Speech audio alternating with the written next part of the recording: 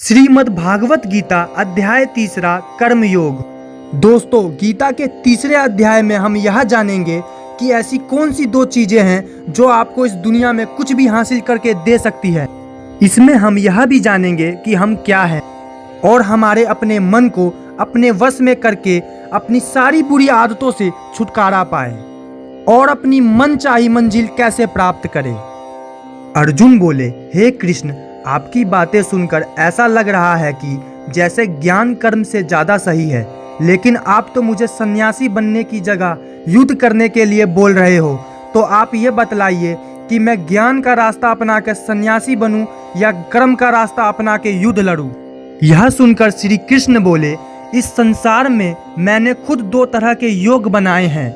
योग मतलब ऐसा रास्ता जिससे हम अपना जीवन सफल बनाते हैं।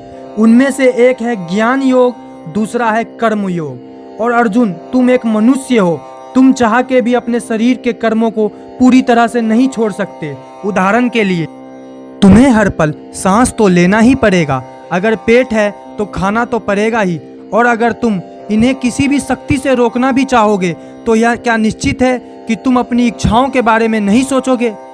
कहने का मतलब है, जाने अनजाने में तुमसे कर्म तो हो ही जाएगा, क्योंकि तुम मनुष्य हो और तुम तो वैसे क्षत्रिय हो, तुम अपने धर्म से भी बंधे हो। इसलिए अर्जुन, तुम्हारे लिए संन्यास के रास्ते की जगह कर्म का रास्ता ज़्यादा सही है। मतलब ज्ञान योग या सांख्य योग की जगह कर्म योग ज़्यादा सही है।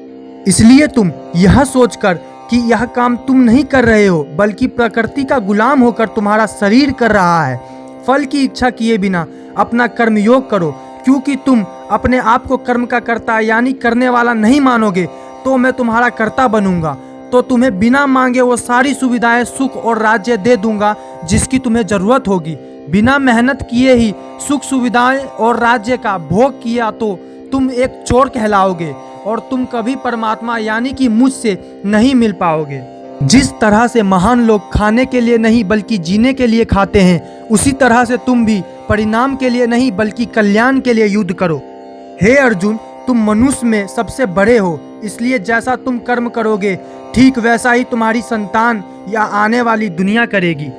अर्जुन, अब तुम मुझे ही देख लो, मैं तो भगवान हूँ, मुझे भला किसी काम को करने की क्या जरूरत। मैं इसलिए अपना कर्म करता हूँ क्योंकि मनुष्यों की आत्मा मेरा ही छोटा सा अंश है, और जैसा मैं करूँगा वैसा ही फिर मनुष्य करेगा, और इस तरह से तो पूरी सृष्टि नष्ट हो जाएगी। कोई अगर तुम्हारा साथ भी ना दे या तुम्हारी आलोचना भी करे तो तुम उनको बिना कुछ कहे सिर्फ अपना कर्म करते जाओ। ऐसा करने पर वह मनुष्य भी कुछ समय बाद तुम्हारे जैसा ही करने लग जाएगा।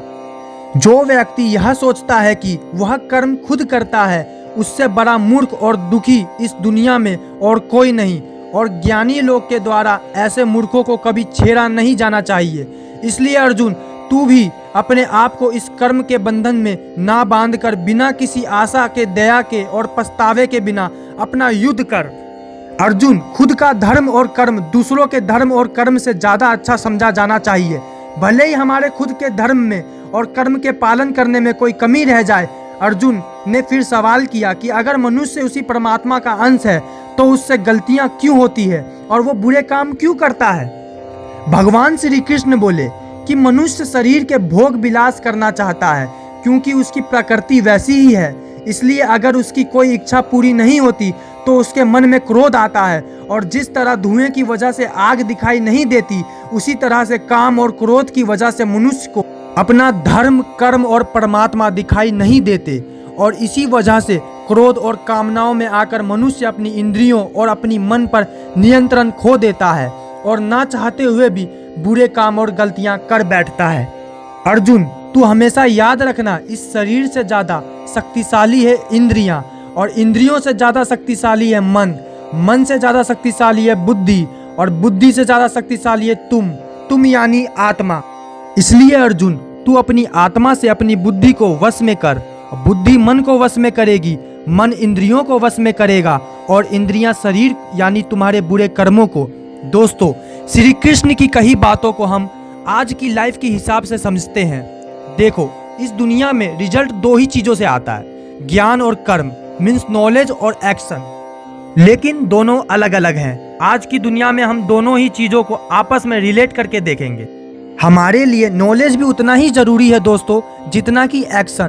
ज्ञान का मतलब यह है कि आपके गोल्स क्या हैं, आपकी कैपेबिलिटीज, आपके इश्यूज क्या क्या हैं और इन सब को मिलाकर आपकी गोल्स तक जाने की प्लानिंग क्या है। यह है आपका नॉलेज यानी कि ज्ञान योग। इसके अलावा आपको एक चीज़ और जाननी चाहिए कि मेरे भाइयों, आप शरीर नहीं हो, आप एक आत्मा हो। आपकी आत्मा यानी आप खुद अपनी इमोशंस, अपने थॉट से, अपनी एक्टिविटी से बहुत ऊपर हो।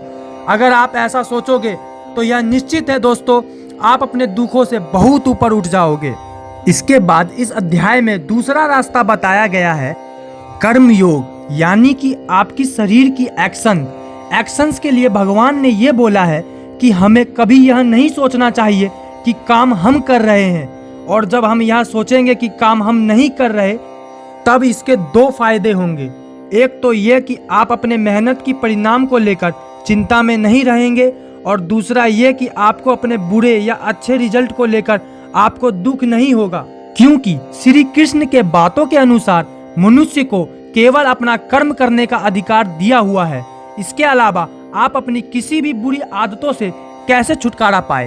दोस्तों, इसको बहुत ही आसान शब्दों में बताया गया है कि आप अपने आप को उस परमात्मा का ही छोटा सा रूप यानी कि आत्मा समझो, और आत्मा के ध्यान से अपने ब्रेन को और ब्रेन से अपने मन को काबू में करोगे।